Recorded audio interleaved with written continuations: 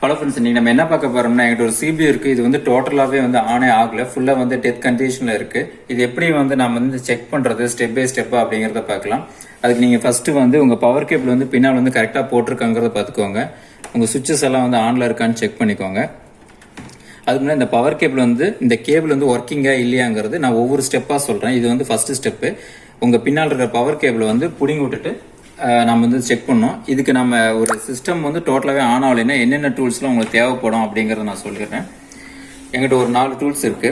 ஒன்று வந்து ஒயரு. இது வந்து நீங்கள் எஸ்எம்பிஎஸ் வச்சிருக்கீங்கல்ல, உங்களோட எஸ்எம்பிஎஸ் வந்து ஒர்க்கிங்கா இல்லை நாட் ஒர்க்கிங்காங்கிறது இந்த மாதிரி ஒயரில் நீங்கள் ஒன்று எடுத்துக்கோங்க. எடுத்துட்டு இந்த 2 பக்கம் ஸ்லீவ் எடுத்துட்டு அப்போதான் நம்ம ஷார்ட் பண்ணி நம்ம எஸ்எம்பிஎஸ் வந்து செக் பண்ணுறது. இது வந்து டெஸ்ட்டு. உங்கள் பவர் கேபிள் வருது இல்லை சிபிக்கு, அது வந்து பவர் வருதாங்கிற செக் பண்ணுறதுக்கு. இது வந்து ஸ்க்ரூ டிரைவ். ஸ்க்ரூ டிரைவில் நீங்கள் எஸ்எம்பிஎஸ் வந்து கழட்டுறதுக்கான ஸ்க்ரூ டிரைவ். இது வந்து எனக்கு செக்கிங் இருக்கிற ஒரு எஸ்எம்பிஎஸ். இப்போ எப்படி செக்கிங் பண்ணுறதுன்னு சொல்லிடுறேன். ஃபர்ஸ்ட் ஸ்டெப்பு, நான் வந்து டெஸ்டர் எடுத்துக்கிறேன். உங்கள் பின்னால் இருக்கிற பவர் கேபிளை வந்து பிடிங்கி விட்டுட்டு உங்கள் ஸ்பேஸ் நியூட்ரை வந்து செக் பண்ணிக்கோங்க.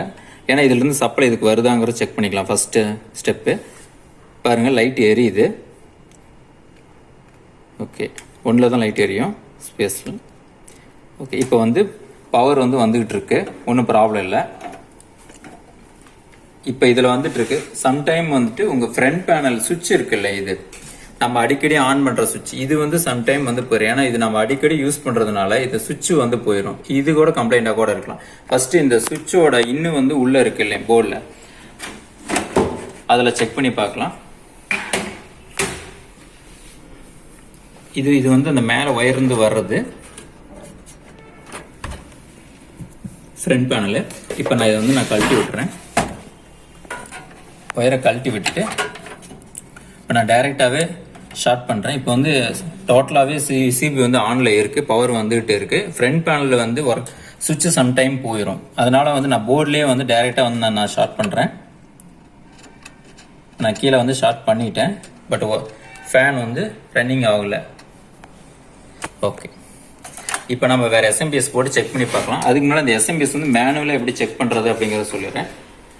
உங்கள் பவர் கேபிள்லாம் பிடிங்கி விட்டுருங்க. பிடிங்கி விட்டுட்டு உங்கள் சிபியூவில் இருக்கிற எல்லா பவர் கேபிளையும் பிடிங்கி விட்டுருங்க. ஹார்ட் டிஸ்க்கு, அப்புறம் இது ஒரு பவர் கேபிள் 4 பின், அடுத்து 20 பின் பவர் கேபிள் எல்லாமே பிடிங்கி விட்டுட்டேன். இப்போ எஸ்எம்பிஎஸை கழட்டி செக் பண்ணலாம் ஒர்க் ஆகுதா இல்லையாங்கிறது.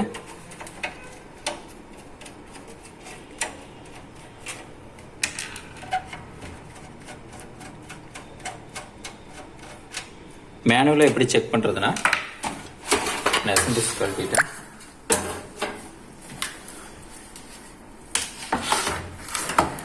இப்போ நான் அந்த பவர் கேபிள் போட்டுறேன்.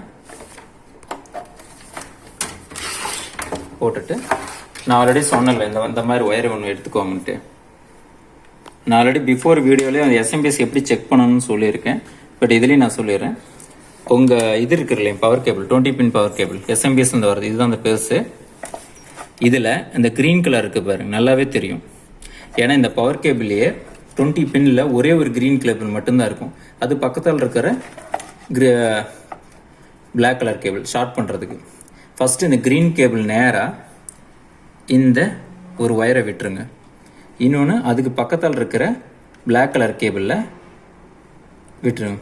இப்போ இந்த ரெண்டையும் ஷார்ட் பண்ணிங்கன்னா ஃபேன் வந்து ஓடணும்.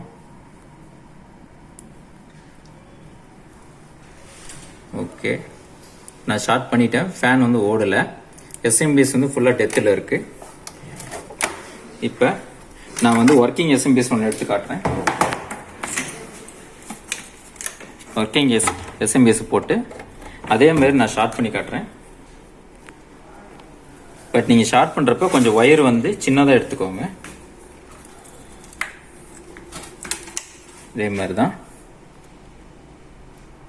க்ரீன் கலரில், அப்புறம் க்ரீன் கலரு பக்கத்தால் இருக்கிற பிளாக் கலரில்.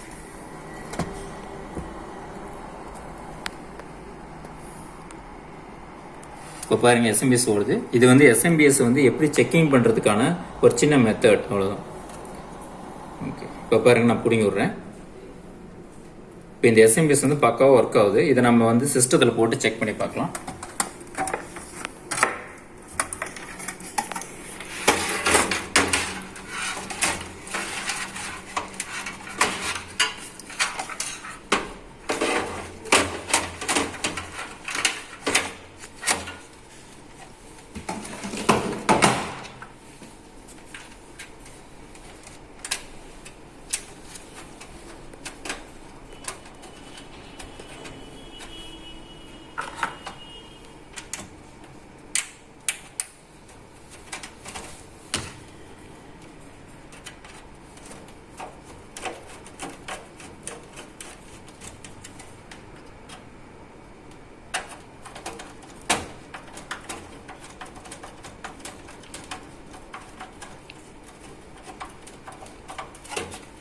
ஓகே, ஃபஸ்ட்டு உள்ள பவர் கேபிள்லாம் கொடுத்துடலாம். மதர் போர்டுக்கான இந்த 20 பின் இருக்கும்ல, அதை ஃபஸ்ட்டு கொடுத்துட்றேன். அதுக்கப்புறம் இன்னொரு 4 பின் கேபிள் இருக்கும், இது அதையும் கொடுத்துட்றேன்.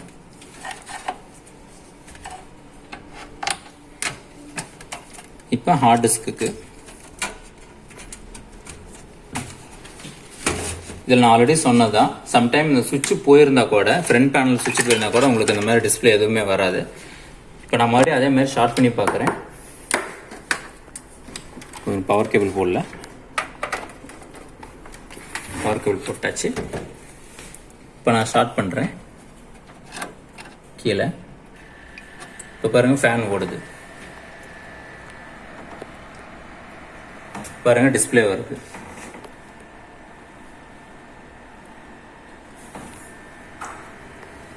இப்போ வந்து நான் வேறு எஸ்எம்பிஎஸ் வந்து சேஞ்ச் பண்ணிட்டேன். இப்போ வந்து டிஸ்பிளே வந்து வந்துருச்சு.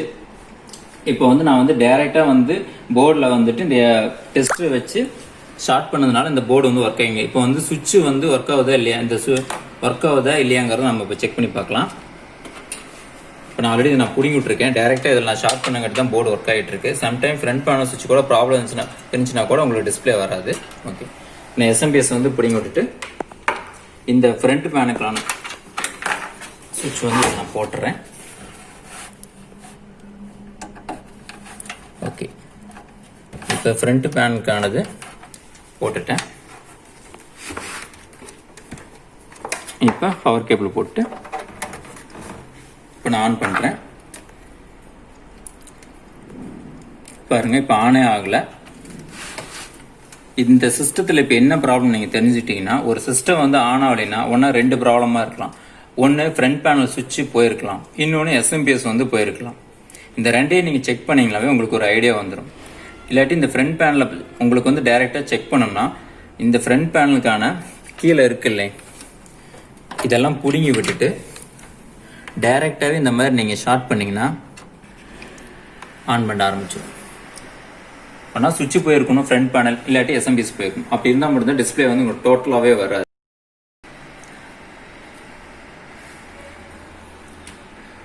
இப்போ ஒரு சிஸ்டம் வந்து ஆன் ஆகலைன்னா என்னென்ன ஸ்டெப் எல்லாம் நம்ம ஃபாலோ பண்ணணும் அப்படிங்கிறத பார்த்துருப்பீங்க. இந்த மெத்தட் நீங்களும் வந்து ட்ரை பண்ணி பாருங்கள். ஒரு சிஸ்டம் ஆன் ஆகலைன்னா என்னென்ன ஸ்டெப் எல்லாம் நம்ம பண்ணணும் அப்படிங்கிறது.